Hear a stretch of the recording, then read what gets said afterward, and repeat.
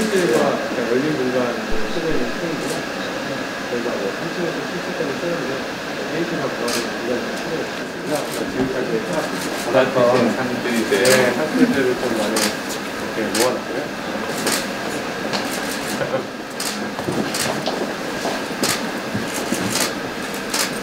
감동 받을 때마다 감회가 정말 새롭죠. 네, 처음에는 그랬는데 반복해서 먹다 보니까 익숙해지는 부분도 있고 잘해야겠다 생각도 외국에서도 받으신 건가요?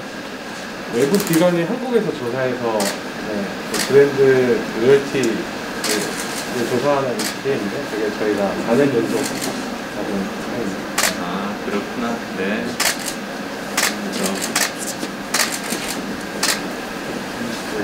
답답해. 네, 저기도 브랜드 로열티 같은 거네요. 네네네. 네. 2017년부터 2021년까지. 네네네. 예. 잘 정리해서 이렇게 해서 예. 사람들이 끊임없이 리바이드 시키는 게 훨씬 더 효과적이더라고요. 그렇죠. 잘 정리해가지고 특히 뭐 미국 회사들이 굉장히 잘하는데. 아, 그럼요. 네, 저희도 좀 많이 신경 써서. 네. 직원들끼리 서로 내가 지금까지 일하면서 제일 중요하게 생각했던 가치가 무엇이었나. 네. 그러니까 앞으로의 이상적인 게 아니고 실제로 내가 옛날에 했던 일들 바탕으로 해서 뽑았거든요. 그래서 저희도 이제 안랩의 핵심 가치 이렇게 해서 지금까지 내려오고 있습니다. 안랩은 지금 26년 됐으니까 와, 마찬가지시겠네요. 5가지 누가 만드셨어요? 연지현 이사가 네. 정리를 잘 했고요. 예. 저희도 이제 직원들 의견도 잘 보고 실제로 우리가 어떻게 일하고 있나, 어떻게 느끼고 있냐 이런 거를 잘 정리해서 수업해서 완성하는 거는 이제 연지현 이사가. 예. 저희도 문화동료상을 계속 매년 뭐 주기적으로 업데이트 하려고 하는데 예. 그때마다 직원들 의견들 수렴해서 다들 어떤 회사에 다니고 있고 다니고 싶은지 같은 것들을 반영해서 하려고 합니다. 아마 뭐 안랩 포함해서 많은 벤처 회사가 그럴 것 같은데 예. 네, 저희도 그렇게 하고 있습니다. 법인 설립을 해서 지금 10년 가량 됐고요. 저희가 처음 시작은 이제 머신러닝과 딥러닝을 이용해서 이제 TV 그리고 도서 그리고 웹툰까지 추천을 하고 있어요. 자, 그런 추천 서비스가 하나 있고요. 예. 저희가 추천만 가지고는 또 수익을 기대하기 어렵다 보니까 이제 OTT 서비스를 2016년에 런칭을 했습니다. 넷플릭스와 같은 해, 같은 달에 런칭을 했고요. 플랫폼이 이제 해외 진출하는데도 많은 관심을 가져주시고 좀 도와주시면 좋겠습니다. 예. 아니, 사실 저는 우리나라 K 콘텐츠 아까 말씀하셨지만 아카데미상도 받고 오징어 게임처럼 K 드라마도 전 세계를 이렇게 좌지우지할 정도로 큰 영향력들을 발휘하는 게 정말 우리 한국 사람만이 가지고 있는 힘이라고 생각하거든요. 그 콘텐츠 산업에 아주 옛날부터 투자를 계속했던 분이 있었는데요. 10년 동안 계속 적자를 본 분이 계세요. 네. 그래서 제가 물어봤죠. 왜 이렇게 계속 적자만 보면서도 10년째 투자했느냐고 하니까 자기는 컨텐츠 산업에 투자하는 게 아니래요. 자기는 한국 사람에게 투자한대요. 그러니까 이제 각 나라들마다 보면 일본은 장인정신, 그죠? 독일에서는 그 정밀하고 세밀함, 꼼꼼함, 그 다음에 프랑스 같으면 디자인 능력, 그리고 프랑스 같으면 예술성, 그리고 또 미국 같으면은 이 개혁적인 마인드 이런 것들이 다 있잖아요. 근데 우리 한국인은 장인정신, 뭐 디자인 감각, 예술성, 그리고 또 이 꼼꼼함, 그리고 혁신성을 모두 다 가지고 있는 유일한 민족이래요. 그래서 자기는 한국인에게 투자한다고. 근데 그런 분들이 계셔가지고 지금 이렇게 K 컨텐츠가 빛을 본 것 같거든요. 그러니까 저는 K 컨텐츠라는 거는 우리라는 사람, 한국인 자체다. 네. 저는 그렇게 생각해요. 그래서도 정말 중요하게 생각하고 그리고 우리나라 정도면 이제 디즈니나 넷플릭스 정도의 글로벌 대기업, 콘텐츠 대기업이 나올 수 있을 때라고 생각하거든요. 한국 글로벌 콘텐츠 대기업, 그죠? 네. 그런 것들이 나와야 되고, 그게 사실 제가 1호 공약으로 이야기를 한 내용의 굉장히 중요한 부분입니다. 아, 네. 그러니까 저는 555 공약이라고 했거든요. 네. 그게 무슨 말이냐면 최소한 5가지 분야에서 다른 나라들과 따라올 수 없을 정도로 격차, 초격차를 이렇게 만들어 놓는 영역이 5개가 있으면 삼성전자 정도의 회사를 5개를 우리가 가질 수 있고, 그렇게 되면 세계 5대 경제 강국 G5에 들 수 있다. 저는 그 확신이 있어요. 그래서 그 공약에 대해서 이야기했고, 그 5개 분야 중요한 것 중에 하나가 컨텐츠 산업이죠. 네. 어떻게 보면 소프트웨어도 컨텐츠 산업의 한 부분이잖아요. 네. 그래서 저도 나름대로 이제 컨텐츠 산업을 하면서 한국의 여러 가지 그 열악한 환경, 그리고 또 뭐 유통 구조, 이런 것에 대해서 사실 문제점들을 많이 인식을 하고 있어서 그게 정치를 시작한 계기가 됐거든요. 그런 것들을 고쳐서 저는 고생했지만 후배들은 그런 고생 하지 않으면 좋겠다 싶어서요. 네. 근데 이 정치권이 워낙에 이 기술에 대한 이해도가 너무 떨어져요. 그리고 세계의 흐름에 대한 게 둔해서요. 그 우물 안에 개구리는 하늘이라도 보는데, 제가 보니까 우물 안에 개구리가 아니더라고요. 동굴 안에 개구리더라고요. 그러니까 아무것도 될 리가 없잖아요. 그래서 사실은 이번에도 용기를 내서 나서게 됐어요. 꼭 그런 것들을 바꾸고 싶어서. 그래서 콘텐츠 산업 쪽 이렇게 살펴보면 다 느끼시겠지만 우선은 컨트롤 타워가 있어야 될 것 같아요. 이거를 뭐 방통위도 있고 뭐 문화부도 있고 서로 자기 것처럼 이렇게 가지려고 하다 보니까 규제는 규제대로 중첩되고, 그리고 막 지원은 지원대로 안 되는 뻥 뚫린 공간들이 생기고 지금 그렇잖아요. 그래서 우선은 정부 조직 차원에서는 누가 책임을 맡는 컨트롤 타워가 있어야 된다. 그 다음에 또 지원이라든지 규제 관련해서는 사실 지금 뭐 너무나 잘 아시겠지만 전기통신사업법 개정안이 지금 올라가 있잖아요. 네. 그거 마음만 먹으면 사실 일주일 안에 또 통과할 수 있는 게 국회거든요. 네. 우리가 올해 들어와서 막 경험했잖아요. 밀어붙여가지고 그냥 일주일 만에 되는 그런 모습들. 그러면 이렇게 우리 산업의 중요한 법은 통과를 시켜줘야지 되는 것 아니겠어요. 그래서 그 부분에 대해서도 사실은 저는 굉장히 노력을 하겠다고 말씀을 드리겠고요. 네. 또 그 제일 고민되는 것 중에 하나가 국내 기업의 역차별 문제. 사실 뭐 통신료 관련해 가지고 지금 넷플릭스도 소송이 붙고 있지만, 아니 최소한 동등한 레벨에서 경쟁을 해야지, 오히려 외국 기업들이 국내 사업은 아주 자유롭고 유리하고 세금도 안 내면서 우리 기업들만 오히려 비싼 통신료들 더 많이 내고 그런 규제도 더 많이 받고 이럴 수는 없지 않겠어요.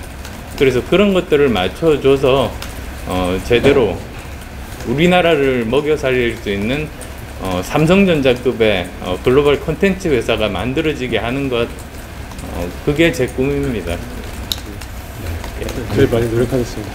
네, 뭐 말씀해주신 대로 한국 OTT뿐 아니라 글로벌 OTT 중에서도 저희 같이 머신러닝 기술 기반으로 창업해서 스타트업 정신을 가지고 OTT를 하고 있는 회사가 거의 손에 꼽을 정도입니다. 그래서 이렇게 뭐 한국에서도 테슬라 같은 사례가 나올 수 있으려면 저희가 혁신할 수 있게 많은 지원해 주시고, 또 전통 산업을 또 보호하고 하는 것도 필요하지만 특히 창업해서 열심히 성장하는 스타트업들에 대해서는 더욱더 많은 지원이 있으면 좋을 것 같습니다. 이제 저는 세 가지가 필요하다고 생각하거든요. 네. 첫 번째는 기업의 자율성을 주는 것. 그거는 규제 철폐를 포함해서 그래야 자율적으로 창의력을 발휘하고 도전할 수 있잖아요. 그 다음에 두 번째는 공정한 경쟁이 가능한 시장을 만들어주는 거. 그 다음에 또 세 번째는 그 사회적인 안전망이죠. 한번 실패해도 재도전할 수 있는 환경을 만들어줘야지 사람들이 용기를 내서 도전하지. 한 번 실패했다고 그냥 완전히 뭐라고 합니까? 신용불량자 만들어서 다시 생활하지 못하게 하면 누가 도전을 하겠어요? 그게 사회 전체 손해니까. 근데 이 세 가지 중에서 가만 보면 기업의 자율성이라는 거는 정부가 손을 떼야 되는 거고요. 그리고 공정한 경쟁 만드는 거하고 사회적인 안전망은 정부가 직접적으로 개입하고 투자를 해야 되는 분야거든요. 지금 보세요. 정부가 하는 거는 이 세 가지 중요한 분야에 모두 다 거꾸로 하고 있어요. 기업은 오히려 막 손을 대고 규제 새로 만들어 가지고 막 권력 휘두르기만 하고 있고 방해만 하고 있어요, 기업을. 공정한 시장 만드는 거에는 손을 떼고 있고, 그 다음에 또 사회적 안전망에도 투자 안 해요. 그러니까 정말로 새로운 기업이 잘 되기 위한 핵심적인 세 가지 요소에 대해서 완전 청개구리처럼 셋 다 반대로 지금 하고 있는데도 대한민국이 여기까지 발전한 거는 진짜 기적이에요. 우리 기업들이 진짜 놀랍거든요. 이런 상황이었다면 다른 나라 기업들은 다 망했을 것 같아.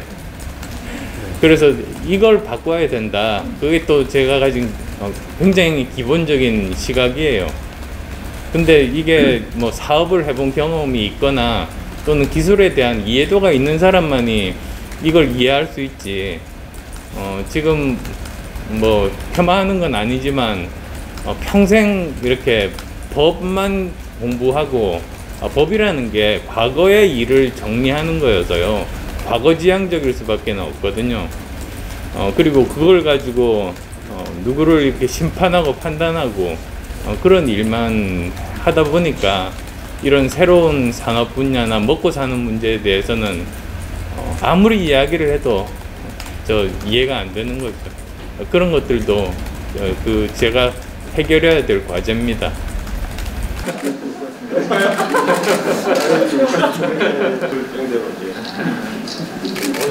대표님, 오늘 마차 방문하게 된 배경부터 좀 말씀해 주세요. 한국에서 가장 유망한 산업 중에 하나가 컨텐츠 산업 아니겠습니까? 아카데미 상도 받고 오징어 게임도 지금 전 세계에서 선풍적인 인기를 끌고 있는 이때 저는 정부에서 열심히 노력만 한다면 우리나라가 뭐 디즈니와 같은 정도 규모의 글로벌 한국 컨텐츠 회사를 만들 수 있다고 봅니다. 그래서 제가 첫 번째로 말씀드린 555 공약처럼 다른 외국과의 격차를 벌리어서 삼성전자급의 회사 5개만 만들면 우리는 5대 경제 강국 G5에 들 수 있다. 그리고 그 분야 중에 유망한 분야 중에 하나가 바로 한국 컨텐츠 산업이라는 의미에서 이곳을 찾아왔습니다. 디즈니가 오늘부터 국내 서비스를 시작하면서 국내 OTT 기업들이 우려가 좀 더 커지고 있는 것 같습니다. 예. 앞서 기업들의 공정한 경쟁이 가능한 시장을 만들어야 된다고 하셨는데 좀 관련된 공약이나 좀 생각하고 계신 방안이 있으신가요? 정부에서 해야 될 일 중에서 첫 번째가 이 콘텐츠 산업에 대한 컨트롤 타워를 정해야 됩니다. 지금은 여러 부서에서 자기에게 맞는 그런 일들을 따로따로 하고 있다 보니까 서로 간의 시너지도 나지 않고 비어있는 영역들도 굉장히 많습니다. 따라서 어떤 한 부처가 중심 역할을 맡기는 것이 옳다고 생각합니다. 그 다음에 또 두 번째로는 여러 가지 그 규제들이 많습니다. 그래서 그런 규제들을 해결하는 그런 방안들이 이미 국회에 올라가 있음에도 불구하고 지금 통과가 되고 있지 않습니다. 예를 들어서 전기통신산업진흥법 개정안 같은 것들이 아마 그런 경우일 겁니다. 그런 일들에 대한 것을 우선적으로 이제 추진을 해야만 되고, 또한 세 번째로는 외국 기업과 이렇게 뭐라고 그럴까요? 세 번째로는 외국 기업의 역차별을 받는 일이 세 번째는 외국 기업과 경쟁할 때 역차별을 국내 기업이 받아서는 안 되는 것 아니겠습니까? 지금 외국 기업은 통신료도 뭐 거의 안 내고, 한국 기업은 다른 외국에 비해서는 엄청나게 많은 통신료를 내면서 경쟁력을 정말 제대로 갖추지 못하고 있습니다.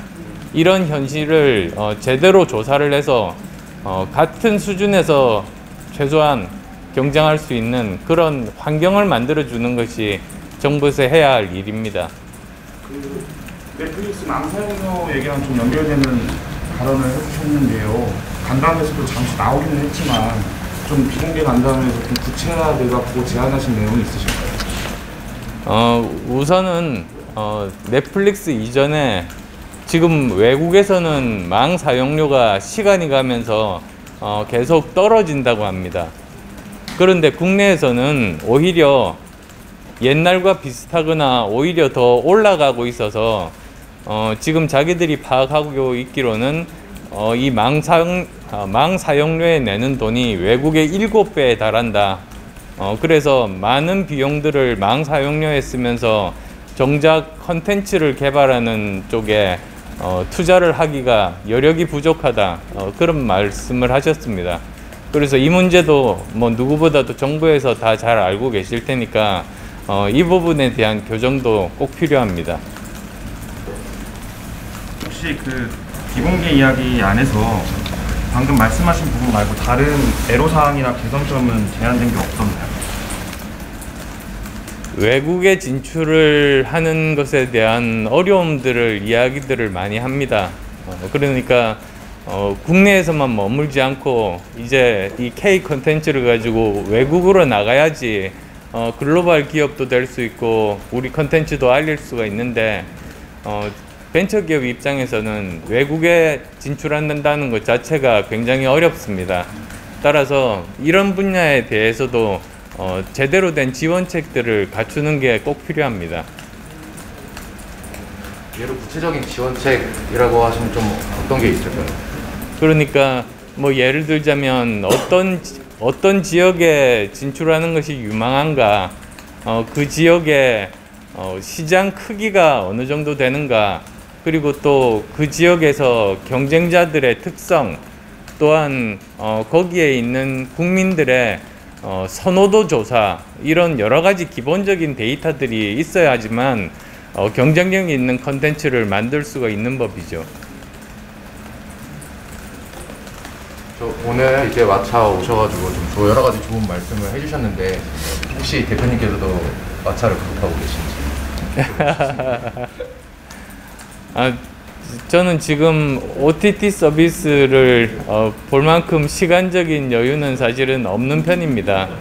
그래서 예전에 그 외국에 있을 때 처음 넷플릭스 초기에 이렇게 보고 아마 그 정도 경험인데요. 그렇지만 틈틈이 트렌드에 대해서는, 전체적인 시장이 어디로 가고 있는지에 대해서는 계속 주시하고 공부하고 있습니다.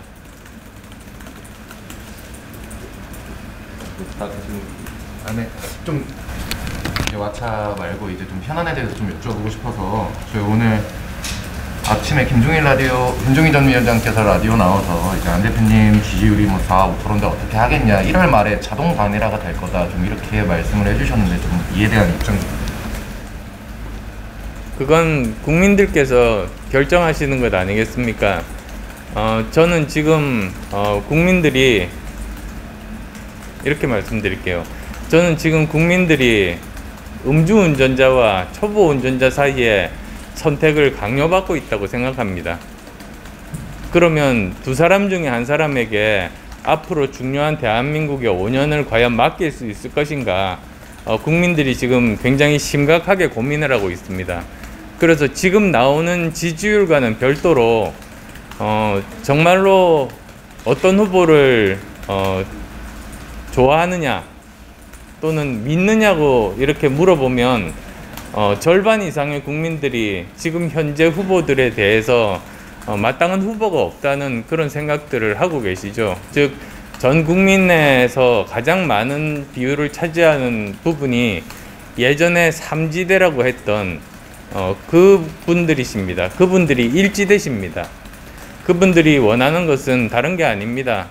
어느 당이 이기는 것보다도 누가 더 좋은 대한민국을 만들 수 있는가, 그게 가장 중요한 판단 기준이 되기 때문에 여론조사에서 어느 한 후보를 뭐 지지를 한다고 말은 했지만 내켜하지 않고 여전히 그 대안이 없을지를 찾는 그런 분들이 많으시죠. 그래서 저는 제가 다른 후보들과 여러 가지 차별화된 점을 제대로 말씀드려서 그분들의 지지를 얻으려고 하겠습니다. 예를 들자면 사실 도덕성에 대해서 저는 다른 후보와 차별화됩니다. 그 다음에 또 저만이 회사를 만들고 돈을 벌고 직원에게 월급을 줘본 사람입니다. 그리고 과학기술에 대해서 그 흐름에 대해서 저만큼 많이 아는 사람이 어디에 있겠습니까? 또 다음 대통령에도 코로나19보다 더한 유행병이 찾아올 가능성이 많은데 거기에 대해서 제대로 잘 대처할 사람이 누구겠습니까? 뭐 이런 점들을 국민들께서 판단하시면 서서히 저에게 지지가 모아질 것으로 그렇게 생각합니다. 마지막 질문 하나 받고 네. 그리고 오늘 아침에 라디오에서도 좀 말씀을 해주셨지만 이재명 후보는 전국민 재난지원금 50만 원, 윤석열 후보는 이제 20조 원 지원을 좀 50조 원. 예, 50조 원 지원을 내걸었는데 좀 대표님께서 생각하시는 지원 방안은 좀 어떤 게 있을까요? 저는 우선 전국민 지원금 자체를 누구보다도 저는 전국민 재난지원금에 대해서는 누구보다도 먼저 반대를 해왔습니다. 사실 전 국민들 중에서는 재난 상황에서 어려워지신 분들도 있지만 공무원 분들처럼 그 월급이 그대로 그 수준에 머물러 있는 분도 계시고 오히려 사업이 더 잘 돼서 월급이 올라간 분도 계십니다. 근데 그분들께 골고루 재난지원금을 준다는 것은 그건 맞지 않다고 봅니다. 오히려 저는 정말로 어려운 분들을 집중해서 그 전체 재원을 써서 도와드려야 된다, 그런 입장이고요. 그리고 그러기 위해서는 처음부터 어떤 분들이 어느 정도 고통을 받고 있는지, 소상공인들의 실제 손해가 얼마인지를 사실에 근거해서 거기에 따라서 금액을 추정한 다음에 그 금액에 대해서 지원을 하는 것이 바람직하지, 처음부터 50조 원이라고 먼저 정해놓고 그 다음에 이걸 나눠주기 식으로 하는 접근 방식은 저는 완전히 잘못됐다고 봅니다. 오늘 여기까지 하겠습니다. 수고하셨습니다.